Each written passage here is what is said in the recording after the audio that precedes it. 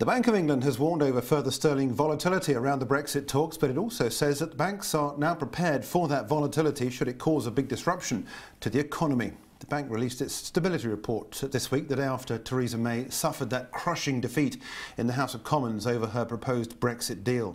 Has all that, which has passed so far, changed the outlook for the economy or UK interest rates? Andrew Wishart is UK economist at Capital Economics. He joins us now.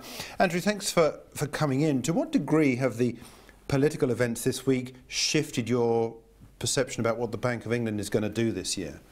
Well, I think it changes two things. Firstly, we don't think there's much chance of getting a Brexit resolution by March now. We think that there's very likely, in fact, a 70% chance of Article 50 being extended. And that means that the Brexit uncertainty that we have been seeing weighing on investment and starting to delay consumption as well is likely to continue for longer. And while that's the case, we don't see the Bank of England changing rates. What's the economic backdrop to this? Because we've seen evidence of slowing growth, not just in this country, of course, but I think globally it's been accepted now that growth is beginning to be reined in a bit. We've seen recent CPI data coming in 2.3 down to 2.1% here in the UK. What about the economy itself? How robust is the economy and how able is it to withstand a potential exit without a deal? Well, I think certainly there's two headwinds to the UK economy at the moment. Certainly the global slowdown is one thing, but I think Brexit uncertainty is the main thing. And actually, we think that although sentiment's certainly weighing on activity at the moment, the underlying picture is quite sound. Like you just mentioned, inflation falling, that's going to be a boost for households in terms of their real spending power. Investment, we know that companies have benefited in terms of their profits from the depreciation of the pound, exporters that is. But they haven't yet invested, but they do need to. They're against capacity constraints. So, if we see that uncertainty lift, actually, the UK could perhaps shrug off a global slowdown, and that would cause the Bank of England to need to raise rates. But of course, it all depends on when that uncertainty does finally dissipate. What about sterling in the mix in all this? Because you therefore talk about the prospect of higher interest rates should the economy be allowed to move ahead at greater speed.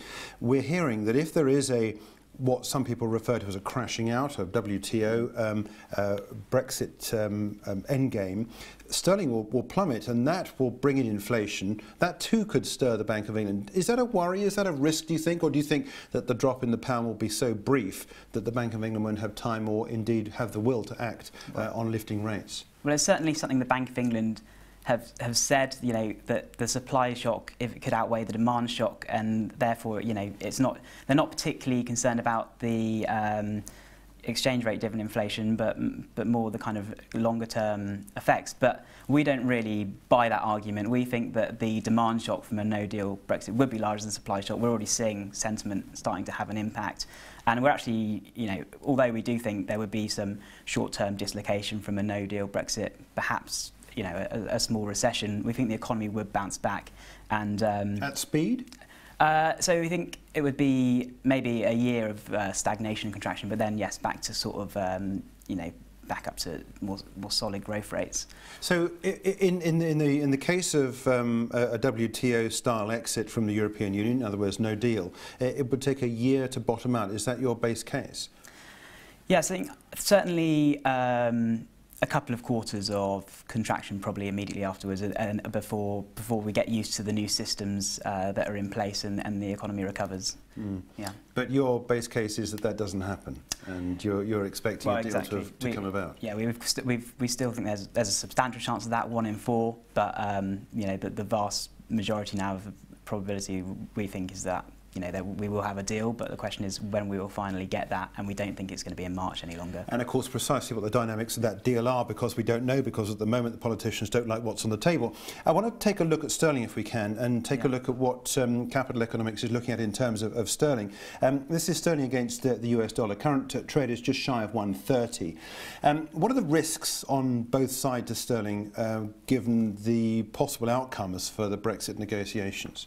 Yeah, so like I just said, we do think the economy would, the Bank of England would actually cut rates if there was a no-deal Brexit. So that alongside with the, the new trading relationship, we think we'll push probably the pound down to perhaps 115 by the end of the year if there was no deal.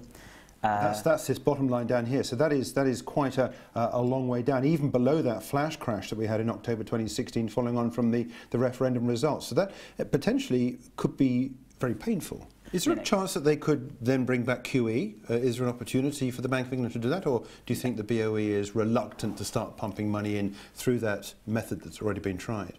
Well, seeing as we think the hit would only be quite short term compared to some. I think it's quite, they might do if it went on for longer, but I think in the first instance I wouldn't expect it.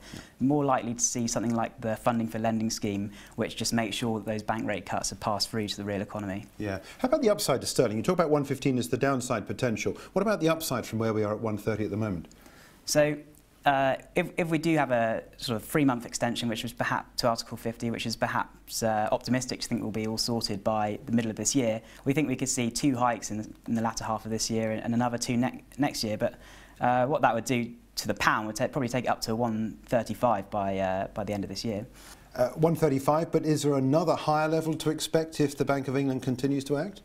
Yeah, absolutely. We think that pound could reach 140 by the end of 2020 based on another 2 hikes then. And at the same time, another thing that will be supporting the pound, we think, is that the Fed will be cutting come 2020. Yeah, OK. All right, so look, Andrew, we'll leave it there, but thanks indeed for joining us with your look at the British economy in amongst what is at the moment still an undecided outcome for Brexit. How long that's going to take depends on what goes on.